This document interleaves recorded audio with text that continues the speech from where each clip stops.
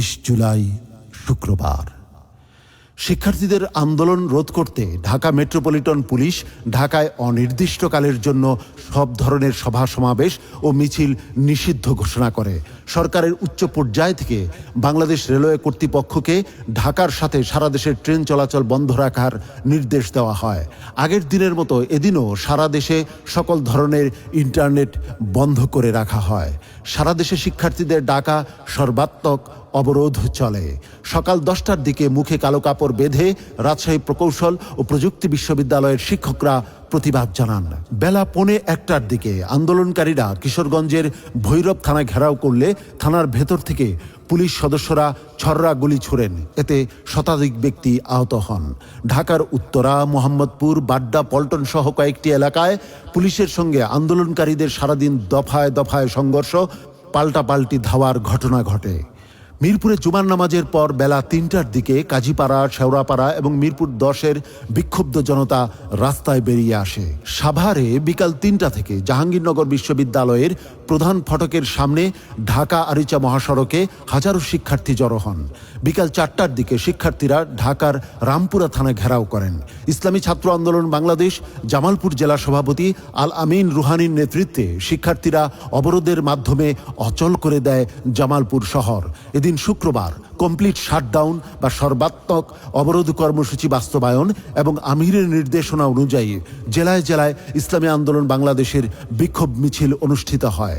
শিক্ষার্থীদের উপর ছাত্রলীগ ও পুলিশের নির্মম হামলার প্রতিবাদে এবং জড়িতদের গ্রেফতারের দাবিতে পল্টন, বাইতুল মোকাররমে বিক্ষোভ মিছিল ও সমাবেশ করে ইসলামী যুব আন্দোলন বাংলাদেশ।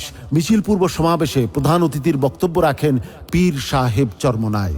তিনি ছাত্রদের আন্দোলনে অকুণ্ঠ সমর্থন ব্যক্ত করে শিক্ষার্থীদের অভিভাবক সহ সবাইকে জালিমের বিরুদ্ধে রাজপথে নেমে আসার আহ্বান জানান। তিনি বলেন, এই জালিম সরকারের আগ্রাসনের বদলা পতন ছাড়া হতে পারে না। সরকার ছাত্রদের খুন, পঙ্গু এবং মা বোনদের বিধবা করছে। শক্তিশালী ফিরাউন টেকেনি, বর্তমান আওয়ামী জালিম সরকারও টিকবে না। সরকার পাখির মতো গুলি করে মানুষ মেরে রক্তের নেশায় মেতে উঠেছে। ডাইনি সরকার। আর কত লাশ চাই? আর কত রক্ত হলে হাসিনার রক্তের নেশা মিটবে? জাতি জানতে চায়। আমার ভাইদের আজকে যে রক্ত ঝরিয়েছে, জান ঝরিয়েছে, এই অবস্থায় কখন ইসলামী আন্দোলন বাংলাদেশ, কোন বাংলাদেশের সচেতন নাগরিক, কোন হৃদয়বান মানুষ তারা ঘরে থাকতে পারে না। পীর সাহেব চরমনায়ের উপস্থিতিতে সমাবেশ চলাকালে পুলিশের গুলিতে সেদিন গুলিবিদ্ধ হন অর্ধ শতাধিক নেতাকর্মী। পুলিশের সাথে ধাওয়া পাল্টা ধাওয়ায় আহত হয় প্রায় 3 শতাধিক নেতাকর্মী। এদিন পুলিশি হামলায় আহত শিক্ষার্থীদের কেন্দ্রীয় কার্যালয়ে এবং আল কারিম জেনারেল হাসপাতাল সহ বিভিন্ন হাসপাতালে চিকিৎসা সহায়তা প্রদান করে ইসলামী আন্দোলন বাংলাদেশ। এদিন বাদ জুমা আন্দোলনরত শিক্ষার্থীদের উপর অমানবিক হামলার প্রতিবাদে বরিশালে বিক্ষোভ সমাবেশ হয়। সমাবেশে সিনিয়র নায়েবে আমির মুফতি সৈয়দ মোহাম্মদ ফয়জুল করিম বলেন, হয়তো সামনে যাবে অথবা মৃত্যুবরণ করবে, এর বাইরে কোনো রাস্তা নাই। আমরা যদি জেলে যাই, তোমরা যারা থাকবে তারা আন্দোলন করবে। এখানে যারা আছো তারা যদি জেলে যাও, তাহলে যারা থাকবে তারা আন্দোলন করবে। যারা বাঁচবা তারা সংগ্রাম করবা।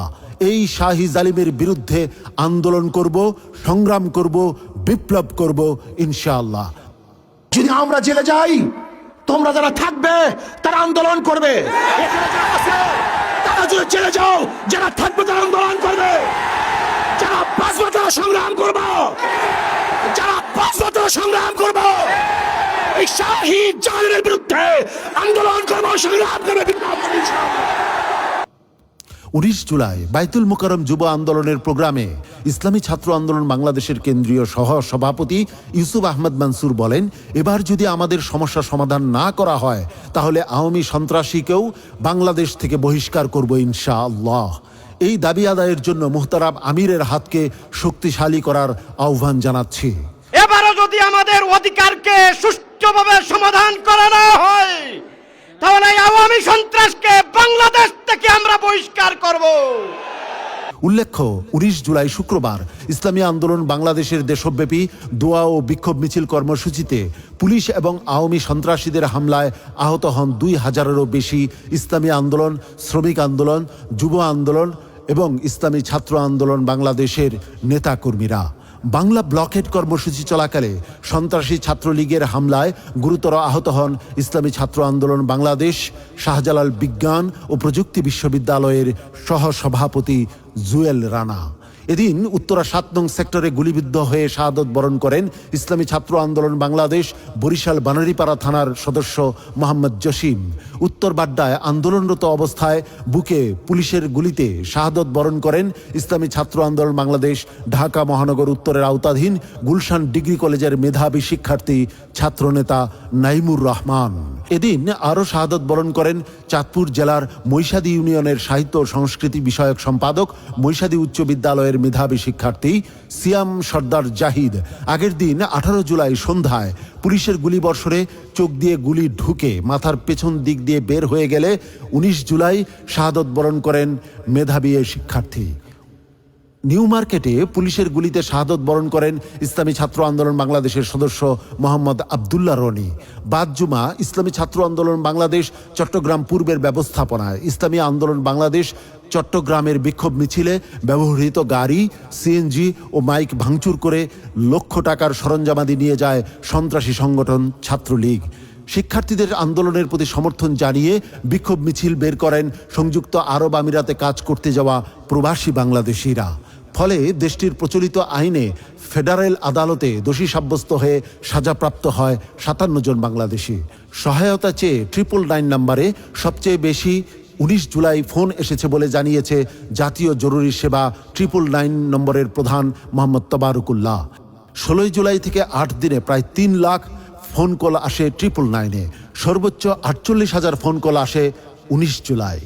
সংবাদ প্রতিবেদন অনুযায়ী রাজধানীর বিভিন্ন এলাকায় গুলি ও সংঘর্ষে কোটা বিরোধী আন্দোলনে এদিন নিহতের সংখ্যা বেড়ে দাঁড়ায় 105 জন। আহত হন শিক্ষার্থী, রাজনৈতিক দলের নেতা কর্মী, পুলিশ, সাংবাদিক, পথচারী সহ কয়েকশো। শুরু থেকে এ আন্দোলনে ছিলেন শুধু শিক্ষার্থীরা, তবে এদিন থেকেই রাজধানীর বিভিন্ন এলাকায় স্থানীয় লোকজনও অংশগ্রহণ করতে শুরু করেন। মধ্যরাতে আটক হন বৈষম্য বিরোধী ছাত্র আন্দোলনের অন্যতম কেন্দ্রীয় সমন্বয়ক নাহিদ ইসলাম। আন্দোলনকারীরা জানান 9 দফা দাবি না মানা পর্যন্ত চলবে শাটডাউন। শিক্ষার্থীদের 9 দফা দাবি: 1.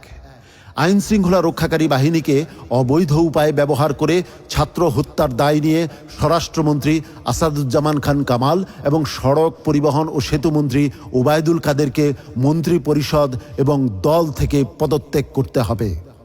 ঢাকা সহ যত জায়গায় ছাত্র শহীদ হয়েছে সেখানকার ডিআইজি, পুলিশ কমিশনার ও পুলিশ সুপারদের চাকরি থেকে বরখাস্ত করতে হবে। 3. ঢাকা বিশ্ববিদ্যালয়, জাহাঙ্গীরনগর বিশ্ববিদ্যালয় ও রাজশাহী বিশ্ববিদ্যালয়ের উপাচার্য ও প্রক্টরকে পদত্যাগ করতে হবে। 4. যে সকল পুলিশ সদস্য শিক্ষার্থীদের লক্ষ্য করে গুলি করেছে এবং ছাত্রলীগ, যুবলীগ সহ যে সকল সন্ত্রাসীরা শিক্ষার্থীদের ওপর নৃশংস হামলা চালিয়েছে এবং পরিচালনার নির্দেশ দিয়েছে তাদেরকে আটক করে এবং হত্যা মামলা দায়ের করে দ্রুত সময়ের মধ্যে গ্রেফতার দেখাতে হবে। 5. দেশব্যাপী যে সকল শিক্ষার্থী ও নাগরিক শহীদ ও আহত হয়েছেন তাদের পরিবারকে ক্ষতিপূরণ প্রদান করতে হবে। 6. ঢাকা বিশ্ববিদ্যালয়, জাহাঙ্গীরনগর বিশ্ববিদ্যালয়, চট্টগ্রাম বিশ্ববিদ্যালয় ও রাজশাহী বিশ্ববিদ্যালয় সহ সকল শিক্ষা প্রতিষ্ঠানে ছাত্রলীগ সহ দলীয় রেজুরভিত্তিক ছাত্র রাজনীতি নিষিদ্ধ করে ছাত্র সংসদকে কার্যকর করতে হবে। 7. অবিলম্বে সকল শিক্ষা প্রতিষ্ঠান ও হলসমূহ খুলে দিতে হবে।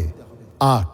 যে সকল ছাত্র কোটা সংস্কার আন্দোলনে অংশগ্রহণ করেছেন তাদের কোনো ধরনের একাডেমিক ও প্রশাসনিক হয়রানি না করার নিশ্চয়তা প্রদান করতে হবে। 9. প্রধানমন্ত্রী শেখ হাসিনাকে ছাত্র হত্যার দায় নিয়ে প্রকাশ্যে ক্ষমা চাইতে হবে। পরিস্থিতি বেগতিক দেখে সারা দেশে কারফিউ জারি ও সেনা মোতায়েনের ঘোষণা করে সরকার। আওয়ামী লীগের সাধারণ সম্পাদক ওবায়দুল কাদের কারফিউ প্রসঙ্গে বলেন, এটা অবশ্যই কারফিউ, এটা নিয়ম অনুযায়ী হবে এবং সেটা শুট অ্যাট সাইট, দেখা মাত্রই গুলি হবে।